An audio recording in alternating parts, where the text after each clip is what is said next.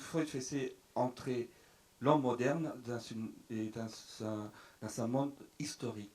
Comment est-ce que l'homme moderne rentre avec Freud dans un monde historique et dans un monde politique aussi, pareil? Ben, c'est étrange, puisque en même temps, il actualise la tragédie d'Édipe. Donc il va dans le mythe, la tragédie antique, il ajoute Hamlet, pour faire entrer l'homme moderne et la famille moderne dans un monde du XXe siècle. Ça, c'est tout Freud. C'est la dialectique du conflit que vous appelez ça. La dialectique du conflit et la dialectique d'aller chercher dans le passé les moyens de penser l'avenir. En gros, tout ce que veut dire tout ça, politiquement, parce que la théorie de... Enfin, l'Édipe, c'est pas seulement le complexe que je n'aime pas du tout, hein, papa, maman et tout ça, j'aime pas trop. Mais ce qui est intéressant, c'est plutôt qu'il pense que à l'origine de toute société, il y a un meurtre nécessaire. Il est régicide. Il est régicide, c'est pour ça qu'il admire Cromwell, mais il admire en même temps la monarchie anglaise qui a pénalisé Cromwell, c'est-à-dire qui a jugé Cromwell, d'ailleurs exécuté. C'est-à-dire qu'il pense que le meurtre du père, enfin le meurtre en tout cas, est nécessaire à la fondation de toute société. Aucune société ne naît sans violence, sans pulsion de mort, mais l'avènement de la loi, c'est de sanctionner le meurtre. Donc il est tout à fait... Contre la peine de mort. Ah, évidemment, ça contre la peine de mort, mais il est tout à fait grec. Hein. C'est l'intervention de la loi dans la cité qui va régler les problèmes des humains qui vont ainsi cesser de s'entretuer de génération en génération. Donc il a réactualisé quelque chose de très étonnant avec cette histoire d'Édipe. Il aurait pu prendre les Atrides, mais c'est sûr que les Labdacides, donc l'histoire d'Édipe, l'a fasciné. Donc voilà. Alors il y a cet aspect-là, hein, et puis c'était ce qu'on appelle un conservateur éclairé, qui préférait la monarchie constitutionnelle anglaise. Mais un libéral, vous dites aussi. Oui, c'est un libéral, au sens anglais, ou américain du terme. Ouais. Il n'aime pas la République française. Il n'est pas trop là-dedans. Ce qu'il a aimé dans la France, c'est beaucoup plus Bonaparte et Napoléon, donc, mais pas la Révolution. Il n'aimait pas trop il était régicide, ça bien sûr, mais régicide côté anglais. Il était pour qu'on reconstitue ensuite ce qu'il y avait eu antérieurement, mais avec des modifications, il était réformiste. Et puis alors, il aime beaucoup les conquérants. Donc il admirait beaucoup Bonaparte. Donc on voit que c'est un homme tout à fait complexe, mais en même temps, il y a quelque chose que vous dites aussi, Thomas, et c'est pas vous qui l'avez dit, il y a quelqu'un qui a dit, les discours de la méthode de notre temps, on peut les trouver dans l'œuvre de Freud. C'est Marthe Robert. Marthe Robert, oui. Et est-ce que vous partagez justement ce point de vue-là? Oui, Marthe Robert, qui était une grande critique littéraire, une historienne de la littérature, et aussi une grande connaisseuse de la psychanalyse, a employé cette expression, l'œuvre de Freud, discours de la méthode de notre temps. Dans le hors-série, il y a un passage que je trouve particulièrement éclairant, qui fait écho à ça. C'est un passage de l'entretien que j'ai réalisé avec Elisa Retsky. Elisa Retsky, qui est un Américain, qui vit à New York, qui est professeur à la New School, l'illustre New School de New York, un spécialiste de ce qu'on appelle la New Left, de la nouvelle gauche américaine, du féminisme, etc.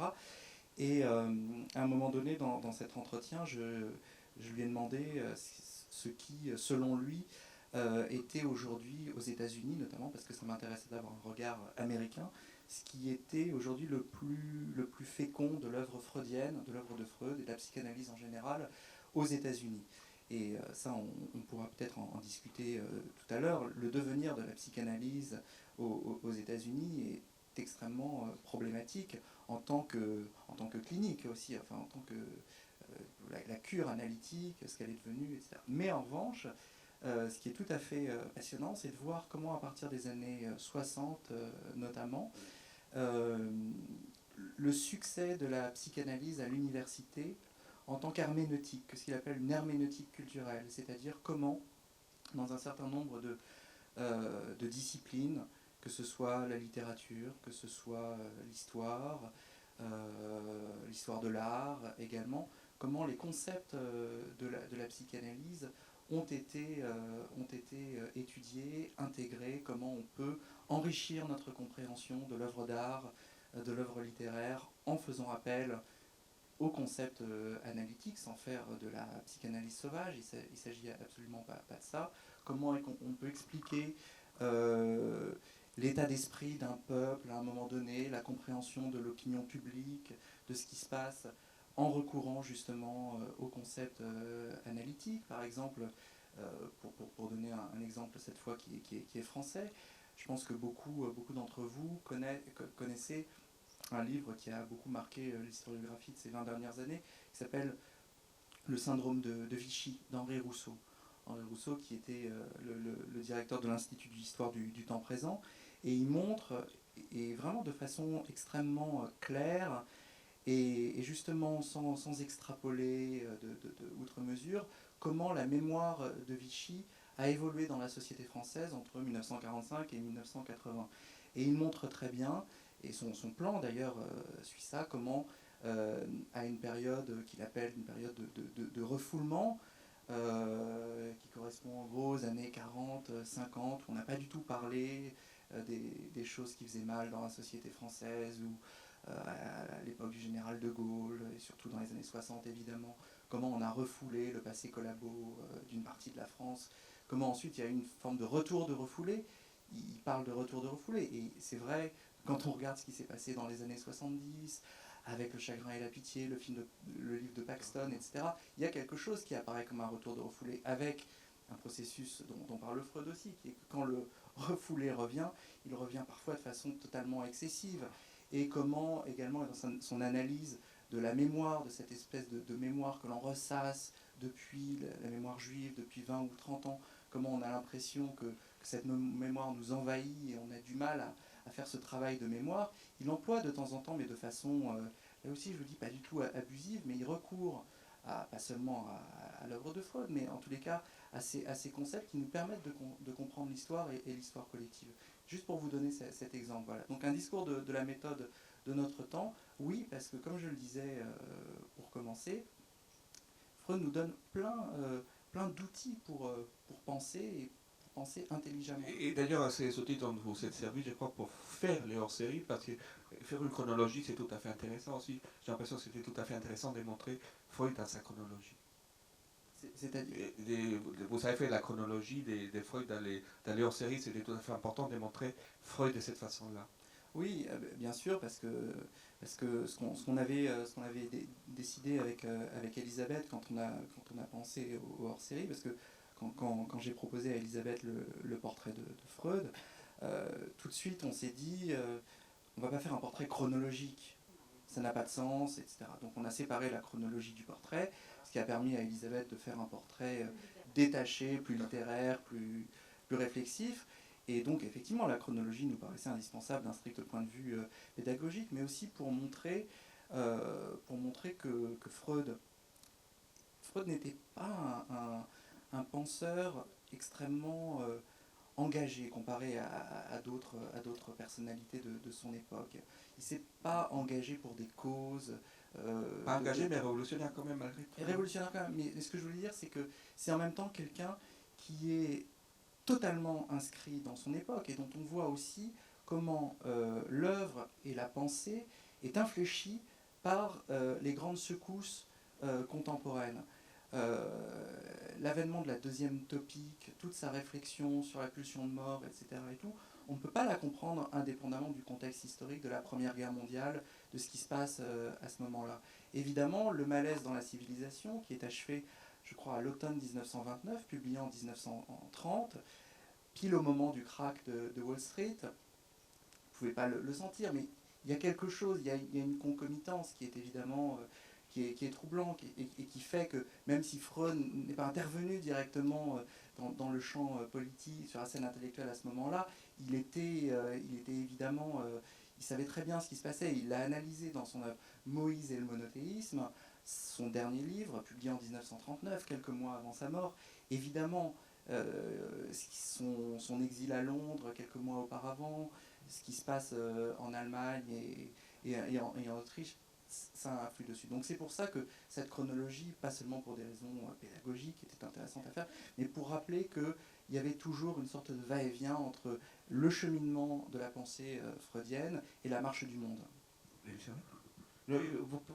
Il a une question, vous parlez des Freud aux États-Unis aujourd'hui, mais il y a quelque chose que j'ai appris justement lorsqu'il va aux États-Unis en 1909, je crois.